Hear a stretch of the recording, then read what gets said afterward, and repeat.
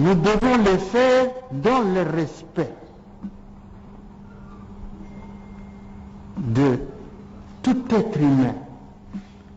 Et de surcroît, ce sont nos collègues que nous avons élevés au niveau du bureau. Qu'au jour d'aujourd'hui, certains collègues ont estimé ne plus être d'accord avec eux. Ils ont exercé leurs droits en signant cette pétition. C'est pour cela que nous vous exhortons que ça se passe avec beaucoup de dignité et d'amour.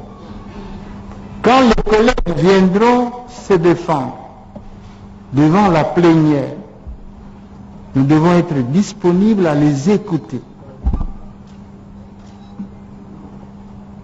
pour qu'ils assument, pour qu'ils assurent en toute quiétude, en toute sérénité et en tout respect leur défense. Personne ne peut être sanctionné s'il n'a pas été entendu. C'est un droit constitutionnel.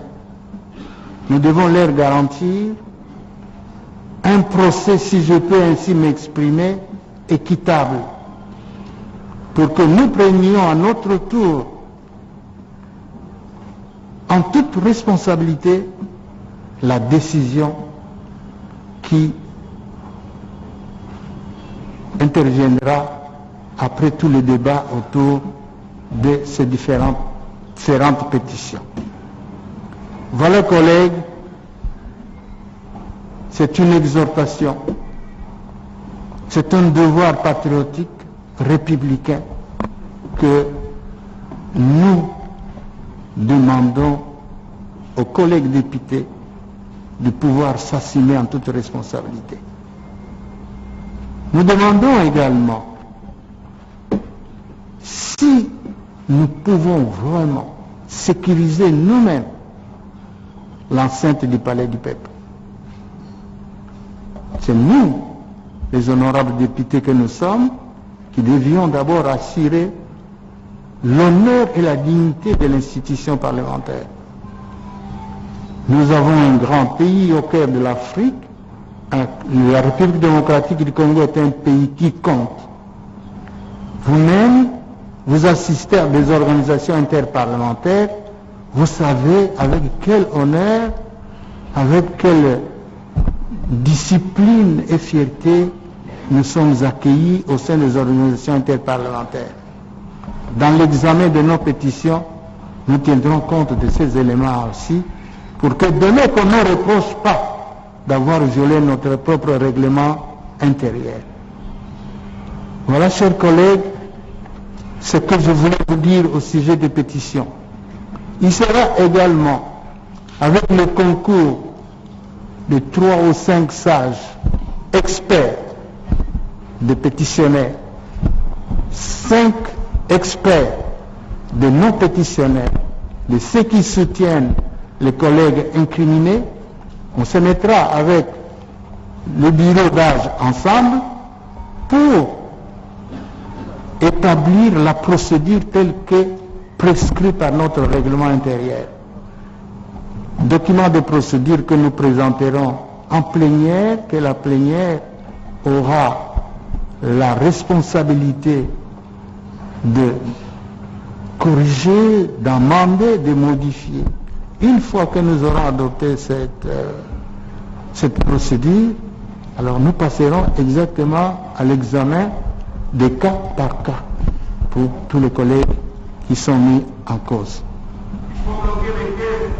Chers collègues, voilà ce que je pourrais dire au sujet comme mot de circonstance en ce moment ici.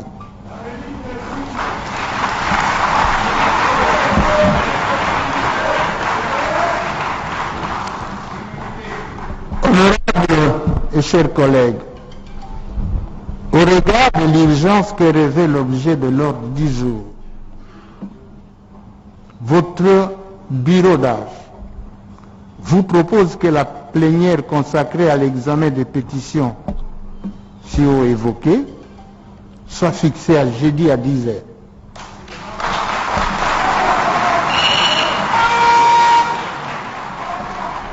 jeudi 10 décembre 2022. Le temps pour nous, 2020, pardon, ok. Juste le temps pour votre bureau d'âge et les experts ainsi que les services administratifs de s'organiser, de se préparer pour notifier nos collègues qui sont incriminés.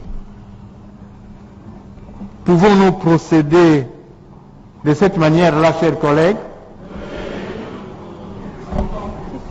Il en est ainsi décidé, comme plus rien n'étant encore inscrit à l'ordre du jour. Pardon? Ah!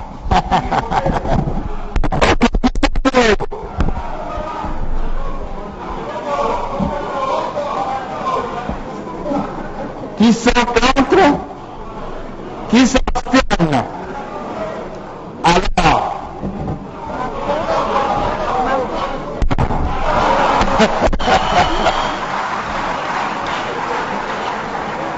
merci, merci. Il est ainsi décidé, comme plus rien n'est encore inscrit à l'ordre du jour, la séance est suspendue. Nous vous remercions.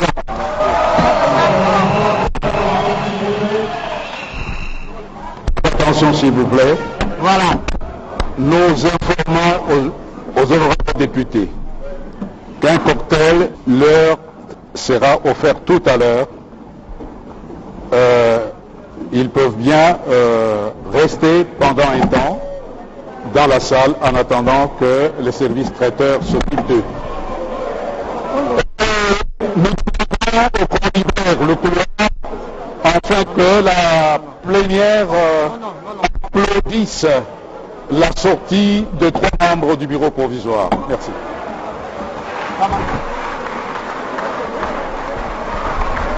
Merci de ces informations du Congo. La plénière vient de se terminer. Honorable, vous êtes élu du CAF. Votre nom? Mon nom c'est l'honorable Claude Mpiamena Zambili. Vous êtes élu du Mwamba. La plénière vient de se terminer. Cette plénière tant que relais, quelles sont les impressions que vous avez? Oui, les premières impressions, c'est que nous apprécions en fait la qualité de cette plénière et nous sommes conscients que toutes les démarches que nous avions menées pour introduire ces pétitions en fait ont abouti et nous sommes très contents de voir que ces démarches suivent leur cours normal. Vous pensez que le bureau va tomber à la fin de l'examen de cette pétition? Mais c'est notre souhait le plus ardent que ce bureau tombe parce que nous avions lutté pour ça. Et notre lutte doit aboutir et ça j'ai la certitude et la foi que notre lutte aboutira. Merci honorable. Merci. Honorable,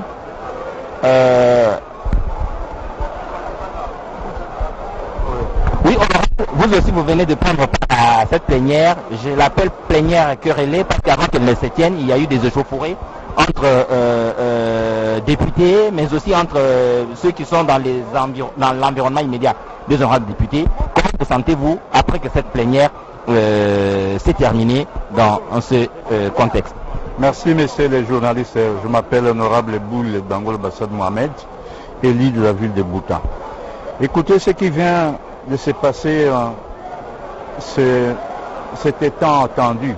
Heureusement que les esprits se sont apaisés par rapport à ce que vous décrivez qui se soit passé ce matin et que nous avons été témoins oculaires parce que moi-même je me trouvais ici depuis 8 heures. Nous faisons confiance à l'honorable Mbosso, c'est une personnalité forte qui a de l'expérience parlementaire.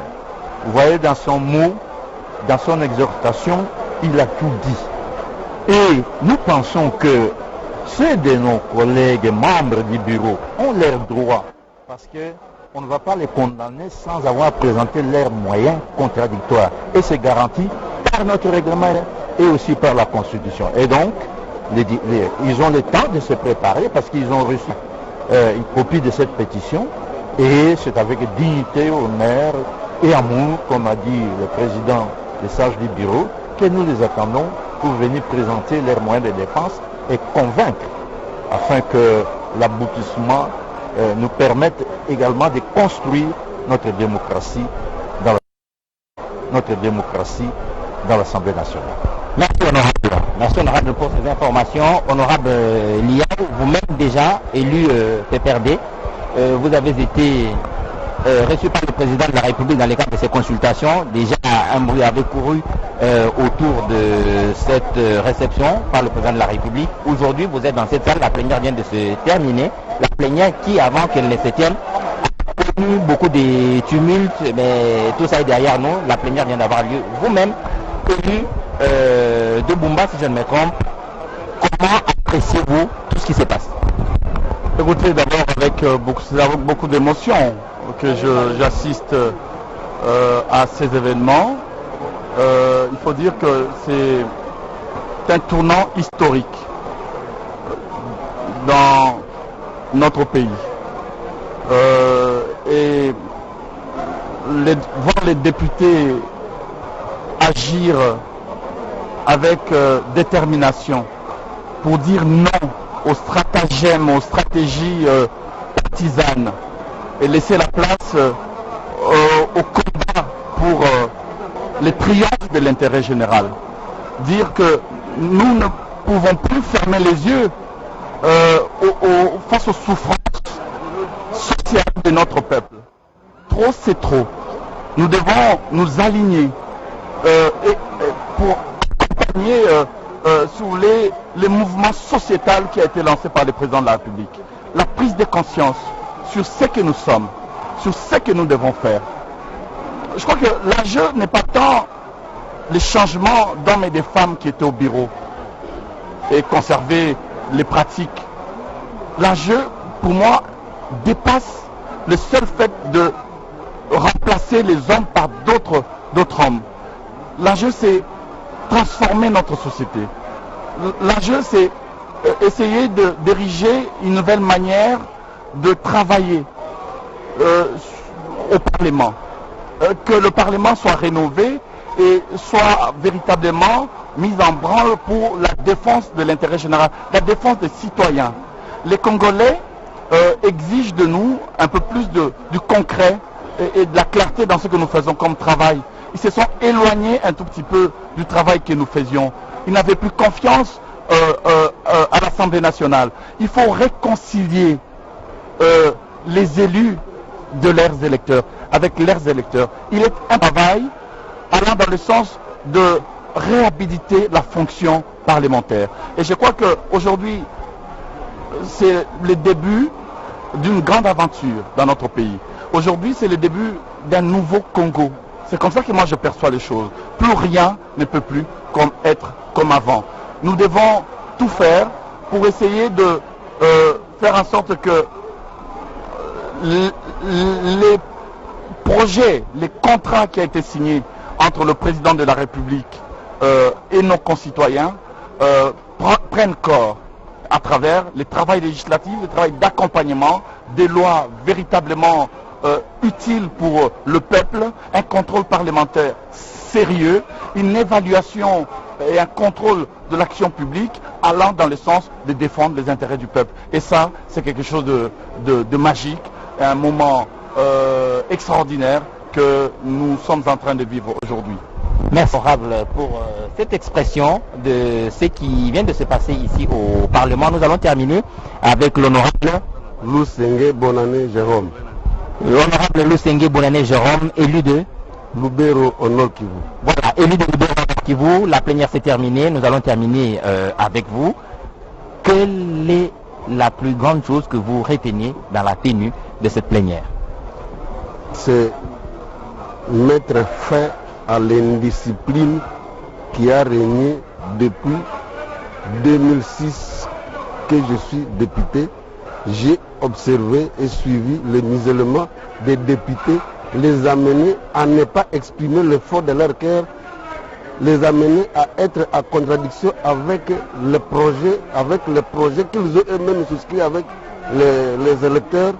Aujourd'hui, nous signons la fin de ce mode de gestion et c'est pourquoi je suis heureux de féliciter la République démocratique du Congo, notamment les populations, les députés de l'Ouest de la République, qui ont compris la souffrance des tueries qui ne cessent de se répéter à l'Est de la République. L'Est de la République où normalement aucun député ne pourra voter dans le sens contraire à l'élan qui se développe, parce que nos bases, nos populations ne savent vraiment pas pourquoi nous sommes députés pour eux alors qu'on les égorge indéfiniment et que le Parlement, même le gouvernement, est mis à genoux pour ne jamais parler de la réalité, de la façon dont les gens sont égorgés. Le gouvernement ou la gestion du pays n'a jamais voulu qu'on en parle et semble et visiblement dans une forme de complicité par son attitude de silence. Merci. C'est pourquoi nous félicitons tout le monde et nous disons grand merci à ceux qui ont décidé de signer cette pétition et de mettre fin à l'indiscipline dans le pays. Merci beaucoup.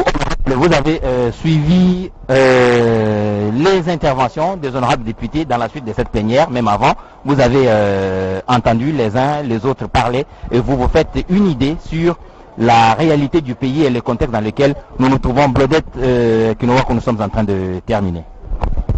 Matondo mingi mpangi edichala bana ya République démocratique du Congo bemeka to kulanda wa mutindu bamevandisa batu tatu na kati injo ya bisalu ya Assemblée nationale kasi na batu tatu ina bamepona mutu mosi na kele mbuta tope doyen pe batu zole ina bakele bana ya fioti na kati kasi na bana zole ina mosi kele mwana kento pe mwana bakala ba ukisala bisalu ya bambokila bureau provisoire nyonso meluta mutindu mosi ya mbote le fona zabanti na kati ya badepite baoke vwandaka kama tanu kasi kama zole na ndambu ponaka samu na kubaka dibanza ya bamesadila bubu yai nyonso melute na mutindu mosi ya mbote kasi mosi na kele mbuta na bao nyonso kumu na mbuta mboso kodia kasi yandi kesa bisalu na bilandi nandi zole ina kento mosi bakala mosi beno bikana mbote na kulandakana kaka manaka RTNC betoke mona na beno kilumbu ya iya awa na kata inzo bisalu ya Assemblée nationale. Merci Blodette, c'en est donc fini pour ce soir. Il ne nous reste plus qu'à vous dire merci et retourner l'antenne pour la suite des programmes sur la radio-télévision nationale congolaise. Au revoir.